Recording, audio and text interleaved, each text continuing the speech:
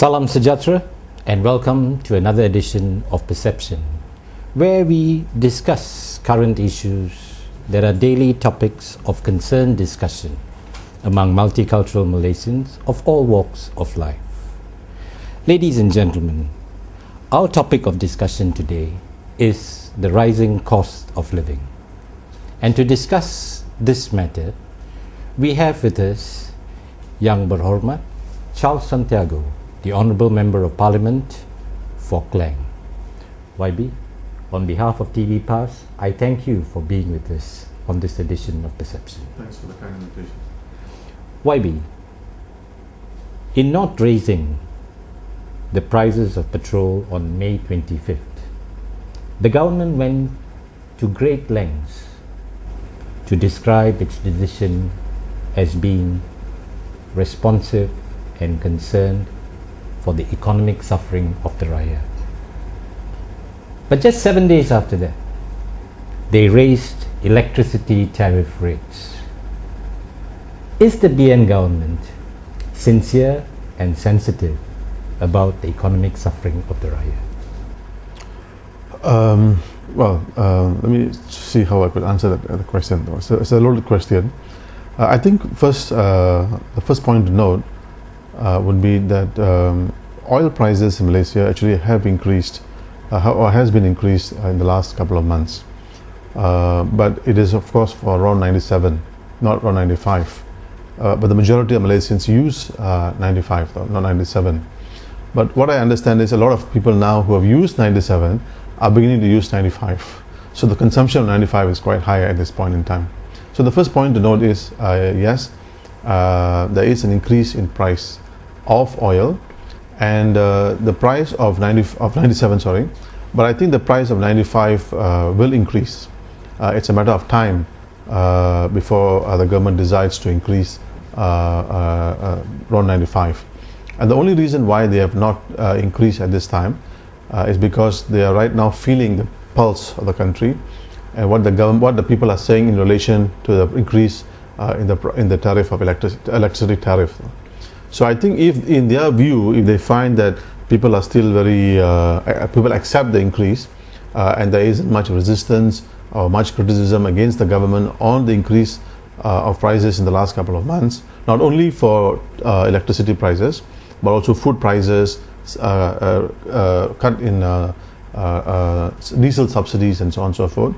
If they have this feeling that that people are cool towards it, people accept it, then they will decide to increase around 95.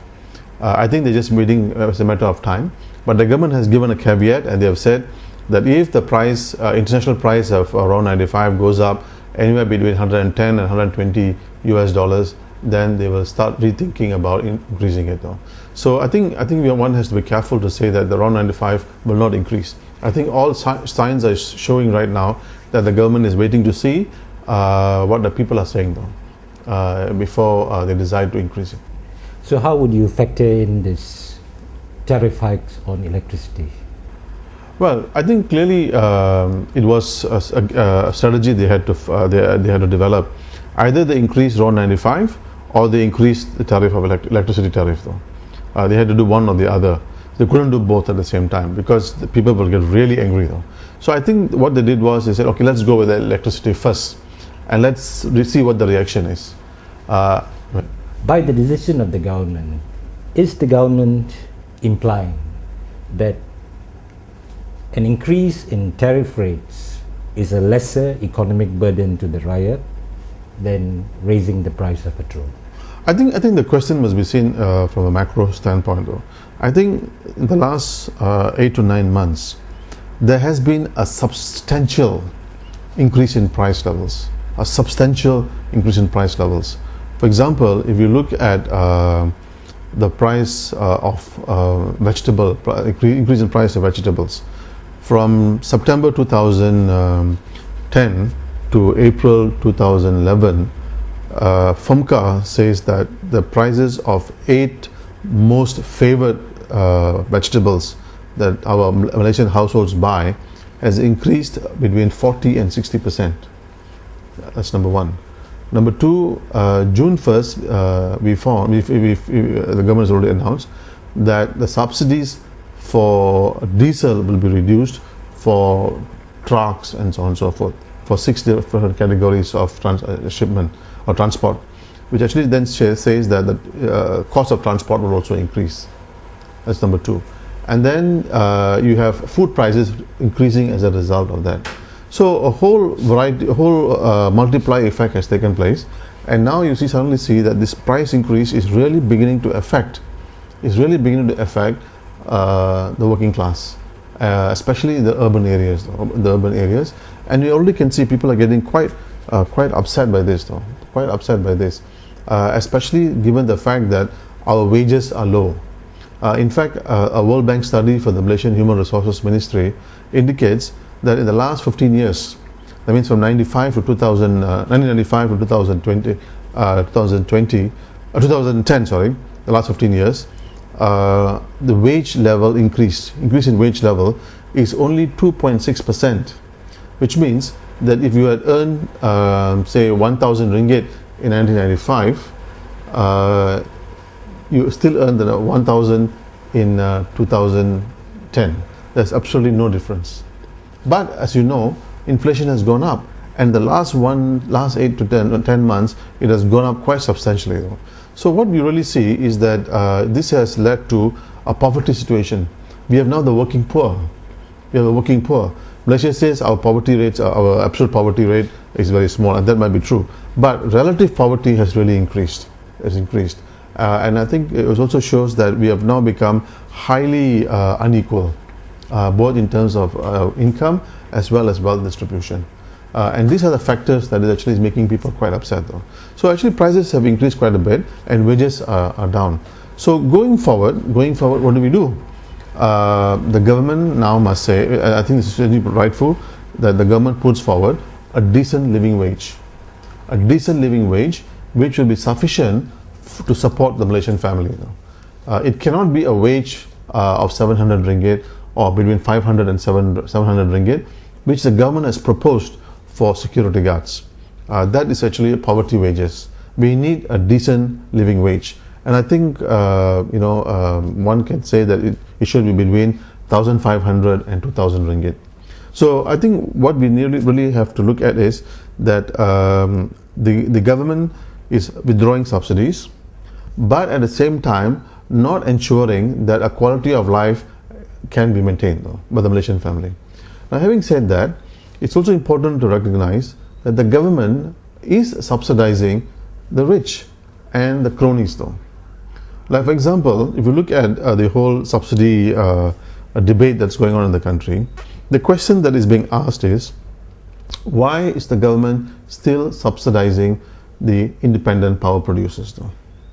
For example, the cost of production for Petronas for gas, I think it's called MMBTU, millimeters British thermal unit. The cost of production for Petronas gas is about 15 to 16 ringgit Malaysia.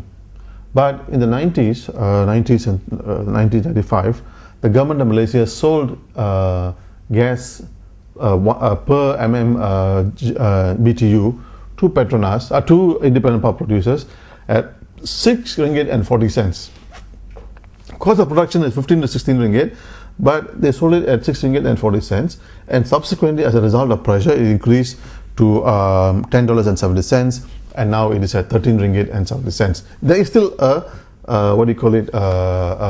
subsidy. That's number one. Number two, the rate of return on investments. The rate of return on investments for the first generation independent power producers is about 20%, which is extremely very high.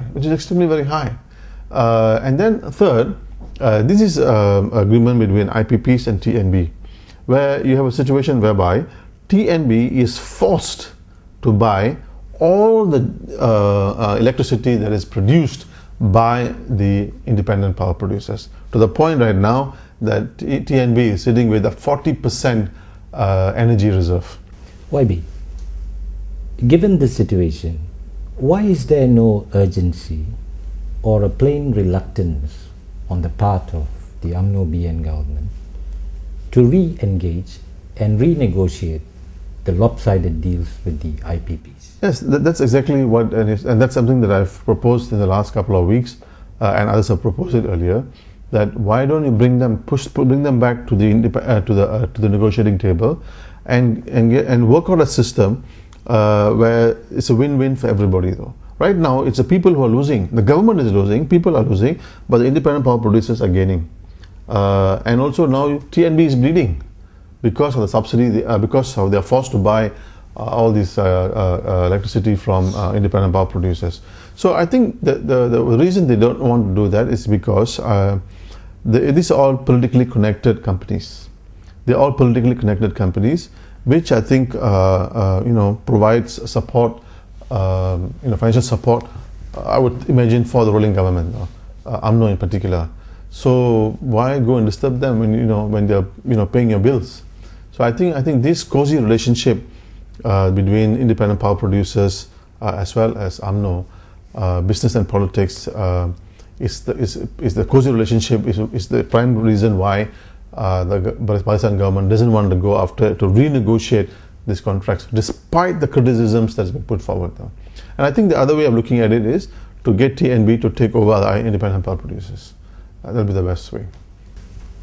YB, coming back to tariff rates, the Minister of Energy, Green Energy and Water, Dato' Peter Chin, nonchalantly told the Rakyat to brace itself for tariff hikes every 6 months based on the adoption of the fuel cost pass-through mechanism adopted by the government.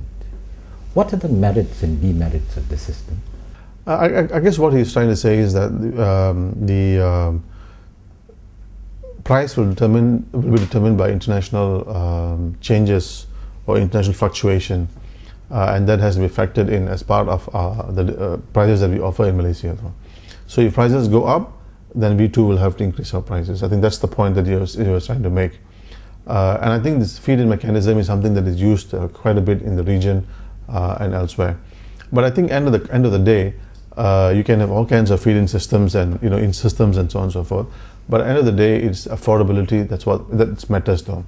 And I think this is where the people and the government have to make a decision. What is important for the family, and how do you protect the interests of the family? We are giving subsidies to the rich, to the cronies and so on, but we do not want to give subsidies to ensure a minimum quality of life for the Malaysian family, for the Malaysian worker, or the Malaysian farmer, or the Malaysian fisherman. I think this is the question that needs to be asked. Why are we focusing on making the rich already even richer, and making the poor even more poorer? I think this is the challenge that we have, and unfortunately, this is the paradigm of growth that we are part of, and therefore, what we need right now in Malaysia is a fairer distribution of wealth, That is what we need. But unfortunately, in this present paradigm of change, or this present paradigm, economic paradigm that we have under Barisan, that will not be possible though. YB, we will take a short break now and return shortly. To our respected audience, we trust you will be with us when we return to continue our discussion, the rising cost of living, with Yang Berhormat Charles Santiago, the Honourable Member of Parliament for Klang.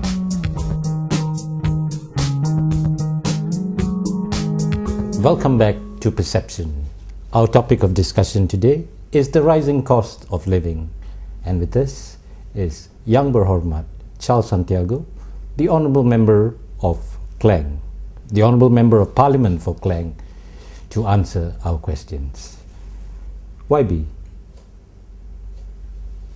apart from the rising petrol prices, tariff rates, is the GST another ominous thing on the Malaysian horizon?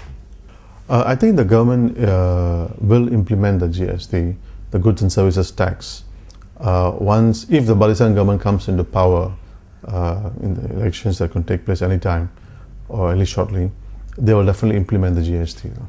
And that is simply because right now the tax base is low, and more importantly, government doesn't have the money. So therefore, they will definitely want to pass the cost to the Rakyat. And here we have a major problem because lots of people are poor. The government might have its own definition of poverty, but we who are living in Kuala Lumpur and the urban areas know that you cannot survive in Kuala Lumpur or Johor, Penang, or even in Seremban, or even in the outskirts with 700 to 1,000 ringgit salary.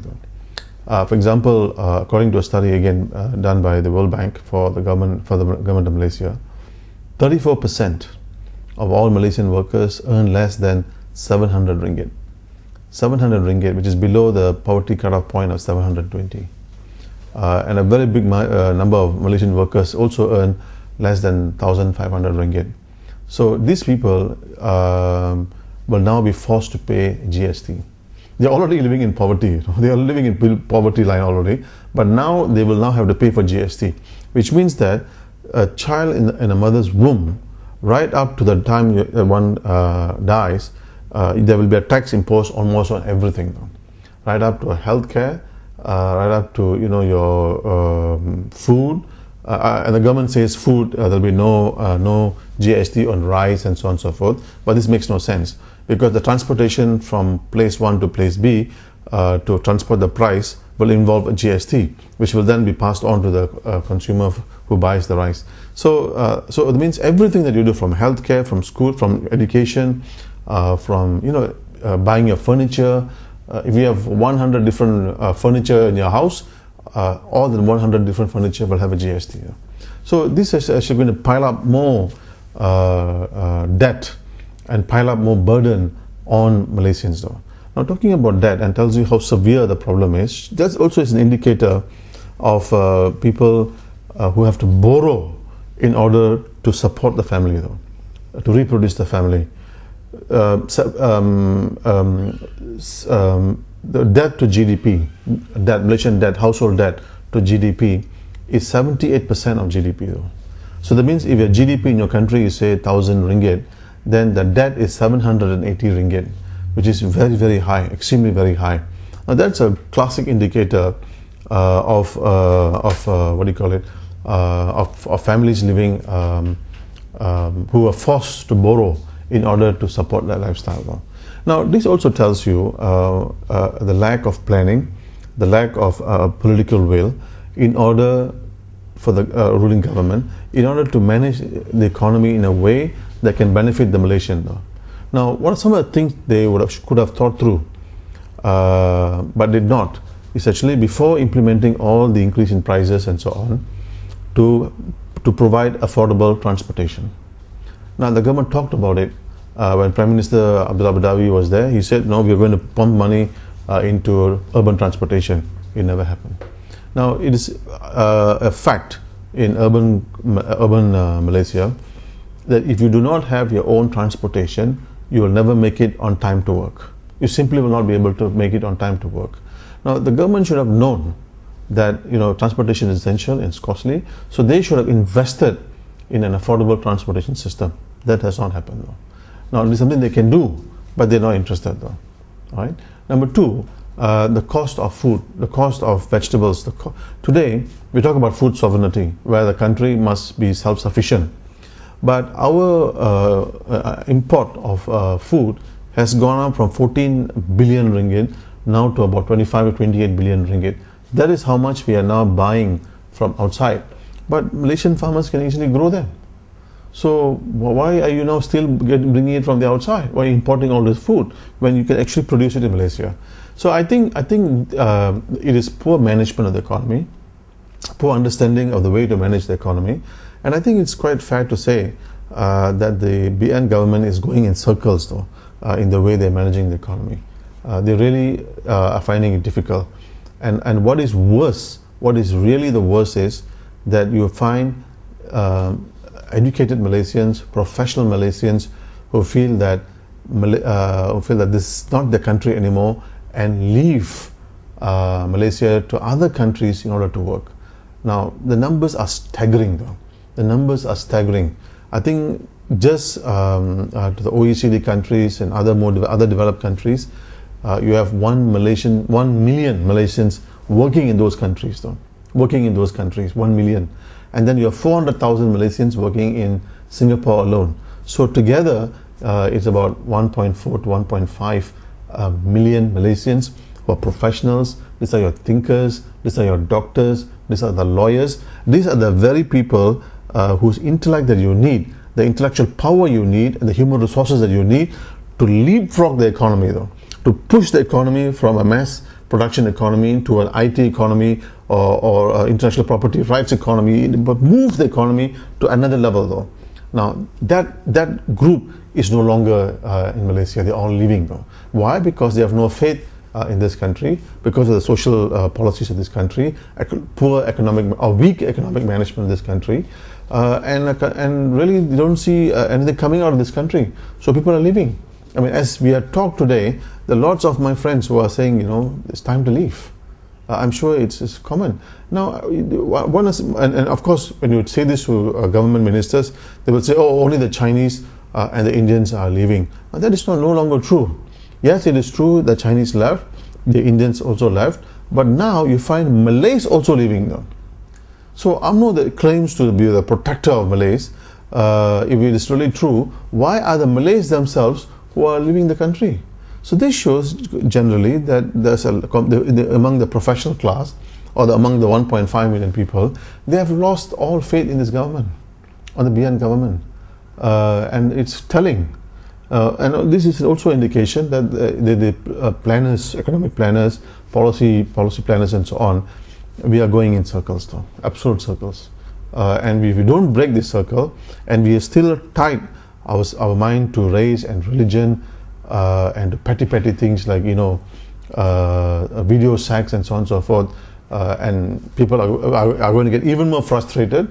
Investors will not come to your country because they think this is so petty and so stupid, that they will leave. So I think Barisan Nasional is setting the stage for disaster. Economic disaster is setting the stage for disaster, and I think the Malaysians have to wake up. YB, the government claims that the recent tariff hikes will not affect 75% Malaysian households. Yet, if electricity rates are to be increased every 6 months, would the government's claim still hold true? I think it is quite nonsensical to say, and I think it's a fair statement to make, a very fair thing to say, that the government got its head under the sand, though. And I say that because, I mean, yes, maybe in your house, your bill might not go up, though. But as soon as you go to your restaurant, he is going to increase the price. As soon as your child goes to his or her canteen or cafeteria in the school, that price is going to go up because electricity is being used there. When you go outside there, the factories are going to increase their prices because their cost of production is increasing. So generally, the government is trying to look pretty, though. We are being fair, the government says. We are not taxing the poor, but we're taxing the rich. So, so we are quite fair in the way we do it. But it's stupidity, though. Everybody knows that as soon as the prices announcement came out, even before June 1st, prices have already gone up, though. I mean, paying $1.50 for roti canai and $1.75 to $2 for tea is unthinkable. Prices just went up after the announcement. So how does it make sense? Isn't crop? YB, is it not the universal truth that a rise in electricity tariffs, or be it petrol prices, will constitute the trigger that will push prices up and skyrocket into high cost of living? Yeah, because both electricity is a cost, is an input in the cost of production. So when that prices increase, automatically prices will increase. Why is the government in denial as far as this fact is concerned? I don't think they're in denial. It's just that they're trying to mislead people, that's all. They're trying to tell people, especially the poor, look, we are on your side, though. We really are trying to protect your interests, though. So that's why you're not affected. But even people will wake up, they will know, because they have to go and spend the money. And they know, my God, prices have increased. So in your house, the prices may not increase, but when you go outside, it will increase. Earlier you were talking of the need to raise the average income of the Malaysian. Is there now an urgent priority for Malaysia to to initiate its minimum wage policy across the board? I think it's long overdue. If you ask me, the issue of a decent living wage is long overdue.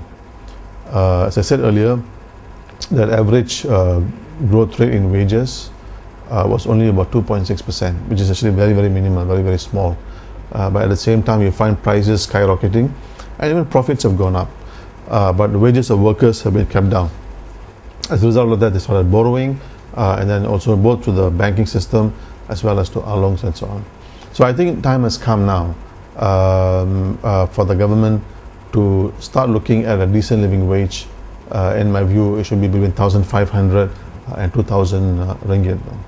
Although I think the government is focused on keeping the minimum wage at 700 ringgit, which I think would be a poverty wages. Though. They might as well not change it. They might as well not call it minimum wages because people are already getting that amount at this point in time. So it will become irrelevant. YB, the general perception is that the government is in between a hard place and a rock in not finding, in its inability to address the rising cost of living. The perception is that the government is more interested in being re-elected than harnessing its energies to find qualitative solutions that burden the rakyat. What is your perception? Well, I think it is obvious in the case of Barisan and both in particular with the Prime Minister and the Deputy Prime Minister who are travelling across the country and giving away money, as if there's no tomorrow to anybody and everybody who wants money. I think this is a false strategy. I think what we need is a coherent strategy in order to improve Malaysia's competitiveness in the global marketplace. Number two, to increase wages, real wages of a majority of workers in the country. Number three is to ensure that the Malaysian family is sufficiently protected and there are social safety net to protect the Malaysian family, especially the poor, which is completely now breaking down. And I think there's a lot of work to be done for Malaysia. And I think more importantly, we also have to manage our resources, oil, gas, oil palm, and so on and so forth, from plunder though. Right now, I think it is a plunder that is going on. And therefore, I think these resources have to be protected for the future generations of this country. Before there's a wholesale fire sale of all this of oil, of gas, of oil palm and other resources that has been very crucial for Malaysia. YB, it has been really enlightening talking to you. I thank you for taking time and being with us on this edition of Perception. It's a pleasure and thank you very much. Thanks for the invitation. To our respected audience, we thank you for being with us throughout this discussion. Wherever you may be, I wish you a pleasant weekend and a productive week ahead. On behalf of the production crew of Perception, until we meet again next week, I wish all Malaysians, Hidup Rakyat, Hidup Pakatan Rakyat.